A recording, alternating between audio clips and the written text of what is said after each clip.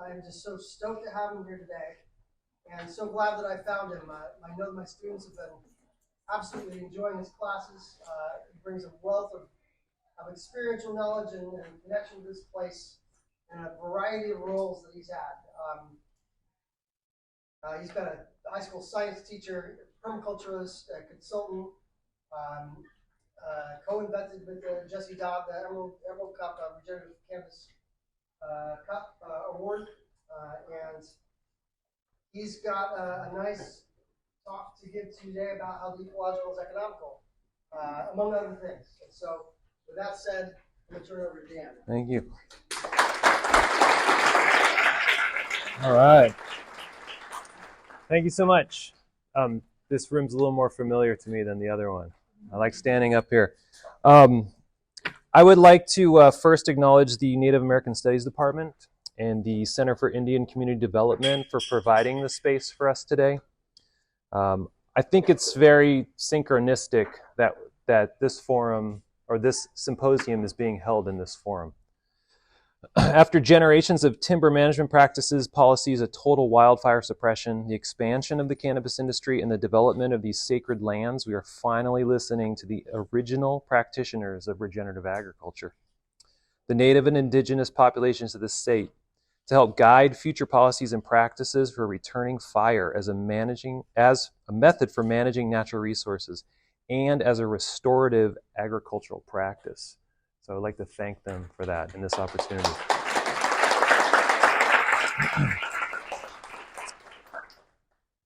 So, my grandma used to call me the cheap one. She called my brother the little shit, so I think I got away with an easier one there.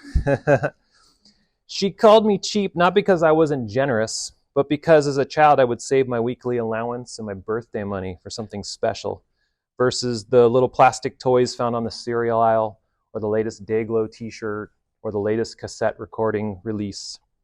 I actually made mixtapes. Anyone do this? For a recording song? Off the radio, you wait to hit record. Yes? That's cheap and piracy, but I'll move on. Perhaps it was because I watched my mother raise 2 kids and work multiple jobs, or because I heard stories that my grandparents told about the Depression and the wars. I like to think that it was because I got to experience so many awesome things that didn't cost very much money. Somehow my mom was able to take my brother and I camping numerous times every summer and countless times to explore tide pools in the local mountains. But spending so much time growing up with my grandparents was a place of joy for me. They didn't have any playground equipment or video game systems, but they had generous, full gardens of Italian herbs and vegetables. They had fruit trees dripping with fruit in the summertime, all grown with Grandpa's homemade compost and fish emulsions, and cooked in Grandma's kitchen starting before the sun even came up. They had so much, considering they came from so little. I'm blessed that I was able to see that at a young age, and it shaped my relationship with the environment and with money forever. They showed me that if you want to have more, you need to have less. As a permaculture designer, I am bound by 3 essential ethics: earth care, people care, and fair share. These ethics, along with guiding principles, direct my work and my relationships with my clients and my environment. In my work, I'm always focused on the relationship between the constructed and the natural environments, and how the abiotic and biotic factors influence both of these systems. As I create my design plans, the mantra, ecological is economical, repeats itself. In a recent UC Berkeley publication, it was demonstrated that the water extracted for irrigation on legal cannabis farms is less than residential use and far less than the water extracted on illegal farms. And these legal extractions represent less than 4% of the stream flow. So, not as bad as it used to be, but some impact nonetheless. When I worked in cannabis compliance from 2015 to 2019, our main focus was forbearance and setbacks.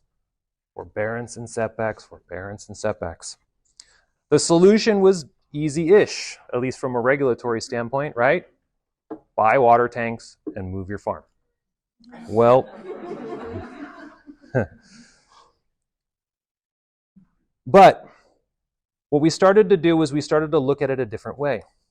If you needed 100,000 gallons, then essentially you were tasked with buying 20 to 40 water tanks or digging a pond that exceeded what you needed. What if we only needed 10 to 15 tanks, and what if we didn't need to dig that pond?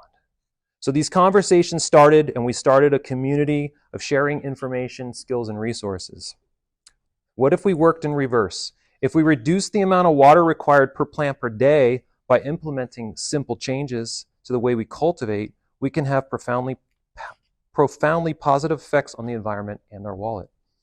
Increasing the water holding capacity of the soil, mulching, diversifying crops, infiltrating rainwater, and being mindful of how and when we irrigate are all simple to low-cost solutions. Thus, not requiring the 100,000 gallons of stored irrigation water, nor creating the large footprint of disturbance for the infrastructure. Ecological is economical. In Africa, with the support of the UN and other NGOs, the citizens are creating the Great Green Wall. Has anyone heard of the Great Green Wall? Yeah, this is real. This is not fake news. Using hand tools, shovels, groups of individuals are stopping the southern expansion of the Sahara Desert, the largest desert in the world at 3.6 million square miles. They are implementing low-tech systems, such as berms and swales in conjunction with plants to slow spread and sink rainwater, thus creating a living ecosystem that is stopping desertification and thus the Sahara migration. The Great Green Wall will restore natural ecosystems, which will bring water and food security to everyone within the region and beyond. Individual families will be able to produce enough food for themselves, to share with their neighbors, and to also participate in local agricultural markets. The people of Africa are stopping the Sahara with shovels. Let that sink in. So why can't we do the same? Why can't we implement small changes for great effect to stop the migration of our Sahara?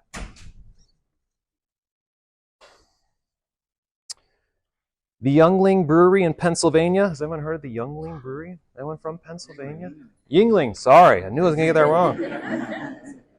There was no... Okay. Over 200 years ago by German immigrants. It's considered the oldest brewery in America. After them was the Best Brewing, now also known as Pabst.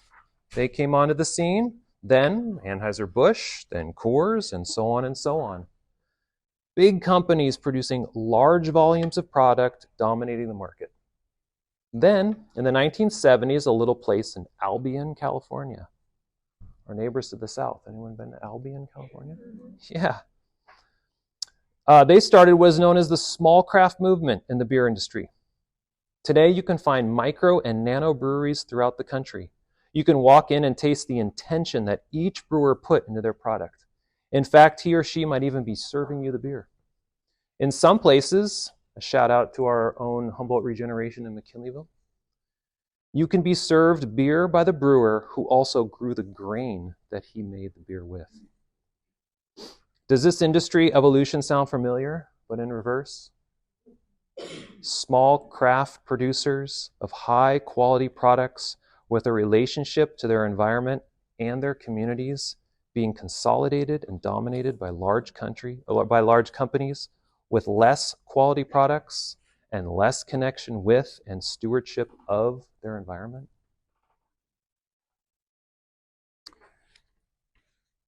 There are 13 people meeting in Sacramento right now, and they've been meeting for several months, representing state government, NGOs, private companies, and universities. And before you ask, one of the group members planted hemp as an experimental crop. 13 individuals along with public comment periods who are developing the definition of regenerative agriculture for the state of California. These individuals have been tasked with categorizing a complex methodology that nature has been carrying out for eons so that policies and programs can be formalized as regenerative or as regenerative agriculture. The group's goal is to also guard against greenwashing. I wish them luck with that one. I'm hopeful, though, for the potential paradigm shift this could create within large-scale industrial ag.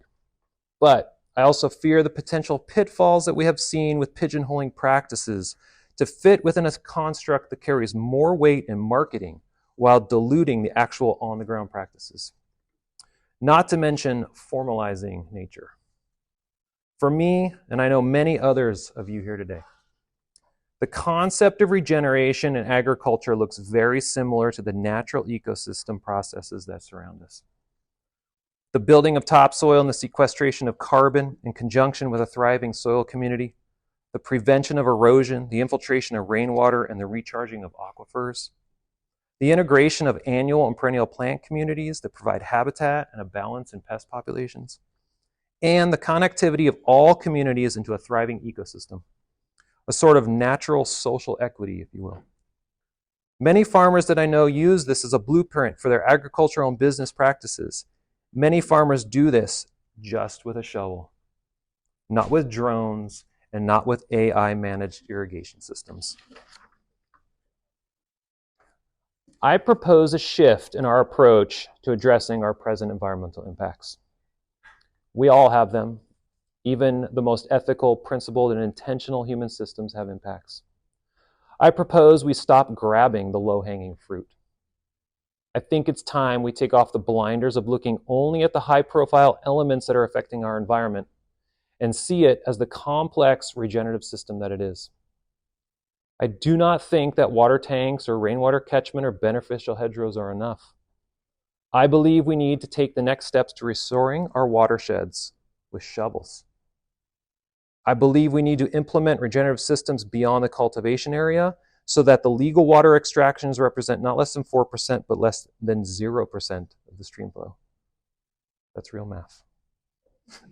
I believe we need to release the oaks from fir encroachment and continue to work with our tribal neighbors and fire-safe councils to return fire to the landscape so that our open spaces can be dominated by perennial grasses once again. I believe we need to restore Class 3 watercourses with one rock check dams that slow spread and sink precipitation high in the landscape, which increase stream flows within main stem systems and create more resilient forest ecosystems. However, the present policies need to shift to allow for these small changes to be implemented so that we may have a greater effect in regenerating our native ecosystems that for so long have made it possible for us to construct our homes and cultivate our crops. By reducing the regulatory barriers and redundant funding entities, we can focus on the sharing of information, resources, skills, and our own personal time as a community and take the next steps in restoring our watersheds. We can help cannabis farms move beyond sustainable and implement regenerative systems within their agricultural practices and their land management systems. A veritable stacking of functions, if you will. We all know the importance of setbacks and forbearance periods. But what about the importance of working together to create our own great green wall? I know there are pathways, applications, permits, and grants to do this, but I also know firsthand that the present pathway is lengthy and burdensome, with many stopgaps along the way. It's time for us all to stop making excuses. It's time for us to stop blaming the Yinglings and the Anheuser-Busches. For if we lose the last of our communities within our watersheds, who will be left to do this work? It's time to turn around and realize that the Sahara is indifferent to who lives in its path, and until we start to truly work together and pick up that shovel, it will swallow us all. I appreciate the timing of this symposium. You might even say it's synchronistic. In Cannabis Studies 335, we started our unit on regenerative practices. The students will embark on a field studies opportunity, and just 2 days ago, they received their case studies. The course is titled Cannabis and Environmental Sustainability. And throughout the semester, I have asked them, is the cannabis industry sustainable? I have observed their opinion evolve from the first day of the semester to their essays at the midterm exam a couple of weeks ago. And I know it will evolve more after their participation in today's symposium, because they are here watching and listening. So, as I stand before you in this professorial position at a podium, I'll ask you, is cannabis agriculture sustainable?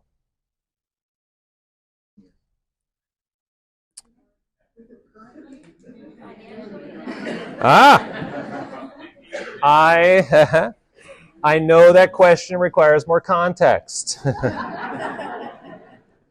Is it sustainable in Humboldt, in California? At what scale? 10,000 square feet, 10 acres. And I will say, it does not matter. What matters is that we know we can do better as farmers, as scientists, as policymakers, and as resource providers. And it's time to do so. Our history has many stories of folks along the way that engaged in corporal acts of mercy. Mother Teresa, MLK, Gandhi are just a few. They were people that identified the needs of their communities without the purpose of recognition or return on investment, and they acted. What if we engaged in corporal acts of mercy with our environment? What if, as farmers, policymakers, scientists, academics, and just regular folks stopped, reassessed, and acted for the environment, for what it needs and not what we need from it?